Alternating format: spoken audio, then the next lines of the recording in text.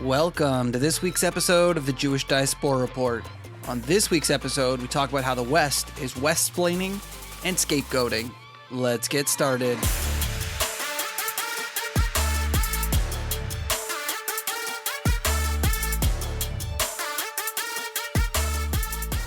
On our last podcast last week, we talked a little bit about how the West is infantilizing the Palestinian Arab people and not taking them at their word about what they keep telling us they're going to do and what they want. Interestingly, one of our avid followers sent me a message recently with some very cool information in a podcast that I should listen to. And this podcast is between the Israeli spokesperson Eylon Levy and author and former member of Knesset, Einat Wilf, about the term she's coined from her book, The War of Return, to try and explain how and why the West seems to always get the Palestinian Arab message wrong. This term she uses is called Westsplaining. Here's a clip of Einat Wilf explaining it from Eylon Levy's podcast, Israel, State of a Nation. So Westsplaining is a term I invented as I was writing the book, The War of Return. And like mansplaining, it has the same attitude of explaining what someone else said perfectly clearly. And in this case, it is the West explaining what Palestinians have very clearly said. So it's when Western diplomats and journalists explain away what Palestinians have just said. So Palestinians will clearly say, from the river to the sea, we don't want two states, only one. And the West doesn't hear it that way. They explain it otherwise. Exactly. They'll explain that they are just expressing anger and resentment, or it's about the occupation or the settlements. And there will be lots of explanations. This is a great interview, and I would definitely suggest for anybody else out there who wants to hear more, there's a great amount of detail that she goes into, examples of Westsplaining that she's seen and dealt with. Eylon Levy also talks about the Westsplaining that he's dealt with among media sources and places like the BBC. But the reason that I bring this up this week is not to gloat about how brilliant I am, because last week I was speaking about the same thing, but the fact that we have seen the West get involved so heavily in this region. Like I said in last week's podcast, it's interesting how many Western nations like to get involved, yet don't really involve themselves this heavily in pretty much any other conflict in the world. And it shows this infantilizing of the Israeli-Palestinian conflict, like both are children and the Palestinian Arabs are even younger children that have literally no control over anything they're doing. But this week I'd like to speak a little bit more about a new clip that's come out that really blew my mind. I don't pretend to be an incredible scholar that knows everything on this conflict or has nothing to learn, but I really found this amazing clip online that made me think. It actually really changed my perspective. I have never thought of this before, and it really is game-changing, and I really wanted to share it with my listeners because I think it's worth talking about.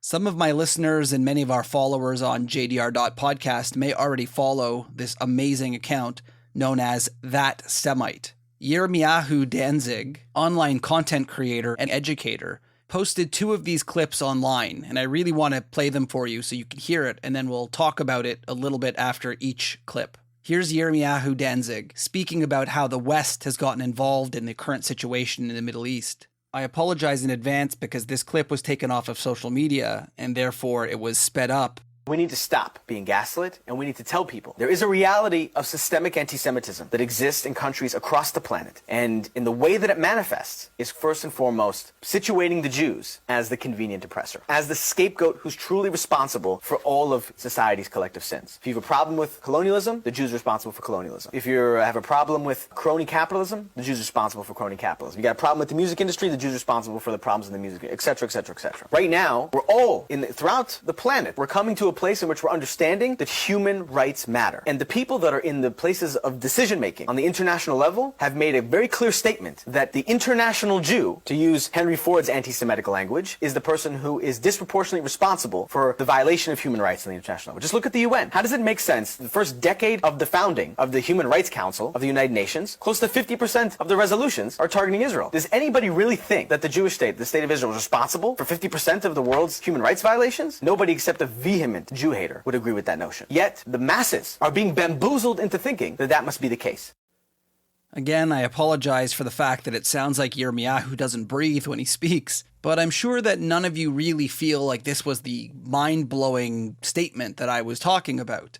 This isn't that unusual. We've heard about anti-Semitism throughout the ages, where the Jewish people sort of take on whatever negative aspect of society that the world wants to give us. If it's capitalism, we are capitalists. If it's communists, if it's poor, if it's rich, we could be everything to everybody all at once, because the reality is we just are a stand-in put in the place of whatever the evil demons are of that society for that time.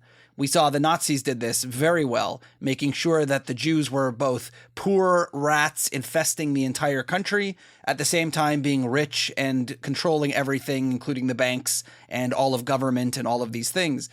And so this isn't really that controversial, what Yirmiyahu is saying. He's essentially saying that anti-Semitism exists everywhere, and anti-Semitism has always been the scapegoating of Jews. Now, in our next clip, you'll hear where the more mind-blowing theory came in. And this is where I really want to talk about this idea that I'd never thought of before, and it seems to make so much sense.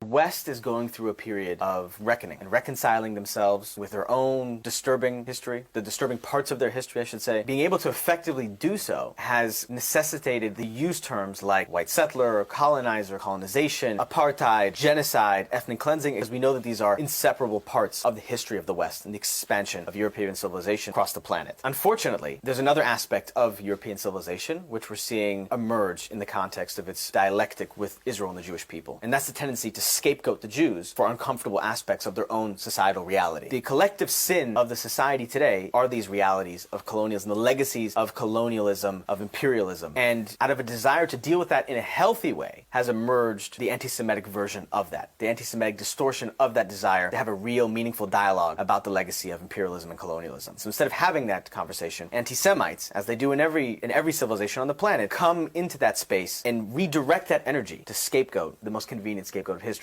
the Jewish people, when the reality is that we don't fit cleanly into any of those definitions. The return of the Jewish people to their ancestral homeland, to return to sovereignty in their ancestral homeland, certainly messy, but it cannot be compared to the European colonial imperial project. For those who maybe had trouble understanding because the clip was taken off the internet or because it was going too quickly, maybe you'll have to go back and rewind and listen to it again. Generally, what Yirmiyahu is saying here is that the West is now dealing with the reckoning of its own colonialist powers, its own treatment of minorities, its own treatment of people who they had to colonize or apartheid against when we talk about South Africa or even the Jim Crow laws of the United States. This new idea behind DEI and understanding our own past and dealing and reckoning with our mistakes that we have made as countries is a great thing in many ways, and it's happening all over the world. But instead of what would normally happen, which is people accepting their own blame in this, we see an old tactic happening, just like we would have seen in the medieval times or in the Tsarist Russia, where rather than accepting that this was their own fault as a country, as people who did these things, we need to find a scapegoat to blame. And it actually blew my mind to hear this because I never put that together. And well done to Yirmiyahu for bringing this up, because I think it is incredible to finally connect those dots. Believe it or not, this actually starts to make sense how we ended up here for the first time. How did we end up with this rise in leftists' sort of DEI policies and reckoning with our history and the challenging issues that we faced in the past? And how did we get to hating the Jews? But now it makes sense. And in order to make sense of this, I had to travel back to Tsarist Russia. In Tsarist Russia, many scholars believe that the idea of a pogrom, this would be an anti-Jewish riot in towns around Russia, killing many, causing a whole bunch of damage, burning down villages, and expelling groups of Jewish people out of the region. These pogroms would happen every so often. And the idea behind them, at least scholars believe, was this was actually known as a release valve by the czars and by leaders. Whenever tensions would grow because a society was struggling with issues or having problems within its own region, the czars, rather than take accountability for what they had done, would actually purposefully send violent, hate-filled mobs against specific Jewish towns, blaming those Jews for all of the society's problems. And they believe that this release valve of murdering hundreds and hundreds of Jews, expelling them from the region, burning down their towns, this was the release valve where people would be kind of done with, okay, whew, we're good. Now we can go back to our regular lives. And the czar or the leader of the town or whoever started this pogrom would be good for another 5-10 years until things started to boil up again. So when I think of Tsarist Russia and having to direct the hate and the anger of your country against a certain group of people in order to release that pressure, what Yirmiyahu is suggesting is essentially that's exactly what's happening now with Israel. The world is reckoning with colonization, colonial pasts, treatment of minority groups, ethnic cleansings. A lot of these things the Western nations were completely involved with. They almost invented ethnic cleansings and kicking people out of their own regions. Colonizing was literally the way the West became the West, is from colonization. So there's no doubt that these people are actually behind all of these issues, yet they're not taking responsibility for it. We don't hear today the British going around and giving back all of the things they've stolen. The entire British Museum, which is filled with India's things, with Canada's things, with Australia's things. They stole everything in their colonization. But now we're starting to reckon with these things, and it looks like all of these Western nations are focusing all of the hate and the pain and the fear and the anger, everything against Israel, and putting all of those labels on them so the world will hate them and not the actual leaders and their own country. It makes them feel a little bit better, like, okay, whew, it's not our country, it's some other country doing all of these things. We can forget about the fact that we did that many years ago and just focus on the fact that Israel's doing it today, which it's not, by the way. So countries like South Africa, who has a history of literally apartheid, that's actually what they did. They invented, essentially, an apartheid state, telling Israel that they are an apartheid. It's a way of deflecting and blaming the Jews, i.e. Israel, for an apartheid, something that they did and Israel is definitely not doing. But it's a way to release that pressure of the world's hatred of Western colonial apartheid states. When we talk about the issue of white settlers, we obviously are talking about the white settlers from Britain, France, Spain. They took over the entire world, right? That's literally what they did for so many years of their colonies, taking over the world, extracting their wealth, killing the people locally, causing all kinds of problems, even expelling the locals in order to put their own people in there to work for that wealth. But what do? We don't want to acknowledge the fact that all of our colonies and colonizations were a problem. We blame Israel for being white settlers, despite the fact that half or more than half of Israel are not even classified visually as white. These people are from North Africa, from the Middle East. These people are not white, yet they are white settlers. Not to mention also the fact in order to be a settler, you have to have no claim to that land. And everybody other than, unfortunately, the brainwashed understand that Israel did have a place in that land. The history, the archaeology, everything proves it was their land to begin with. Wherever you want to start the date from, Israel was there. Even in the Quran, it says that Israel and the Jews existed in that land. So why are we fighting over who belongs there and who's white?